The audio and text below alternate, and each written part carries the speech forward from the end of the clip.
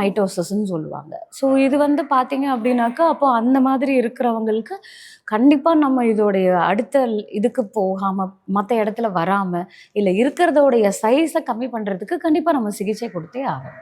Okay. இப்ப அதே மாரி நீங்க இயற்கையாவே வந்து கொழுப்பு கட்டிகள கரைக்க முடியும் அப்படின்னு சொன்னீங்க இல்லையா? அத எப்படி மேம் பண்ணுவீங்க? இப்போ இது வந்து உடனே ஒரே நைட்லலாம் எதுவும் சேஞ்ச் பண்ண முடியாது. பட் நம்ம டயட் வைஸாவும், யோகா அண்ட் இயற்கை மருத்துவங்கள்லாம் நம்ம இத ஃபாலோ பண்ணும்போது, கொஞ்சம் கொஞ்சமா அதோடைய சைஸ நம்ம கண்டிப்பா குறைக்கலாம்.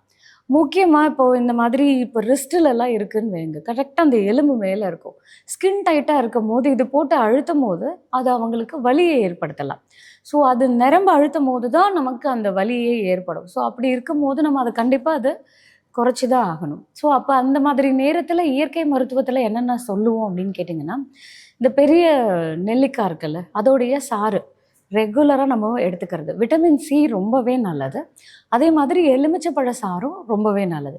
அதில அந்த எலுமிச்சை பழத்தோடைய தோல் இருக்குல்ல, அதில இருக்கக்கூடிய அந்த ஆக்டிவ் பயோ காம்பவுண்ட் என்ன பண்ணும் அப்படின்னா, கொழுப்ப குறைக்கிறதுக்கு, ஃபேட் டைஜஷன வந்து இம்ப்ரூவ் பண்றதுக்கு ஹெல்ப் பண்ணும். எப்படி எடுத்துக்கலாம்? அந்த தோல வந்து அதாவது எலுமிச்சை பழ சாறு எடுத்து நீங்க ஜூஸ் பண்ணி குடிச்சுக்கோங்க. அந்த தோல வந்து ஒரு டம்ளர் தண்ணீல கொதிக்க வச்சு, அந்த தண்ணிய மட்டும் நம்ம ஒரு 1/2 டம்ளர் டெய்லி குடிச்சிட்டு வந்தோம் அப்படின்னா, கிராஜுவலா அந்த ஃபேட் டெபாசிஷன் கம்மியாயிட்டே வரும்.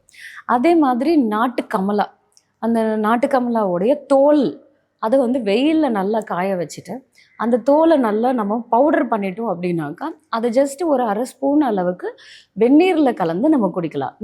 நல்ல ஒரு கசப்பு சுவை தான் வரும் இந்த மாதிரி எடுக்கும்போது.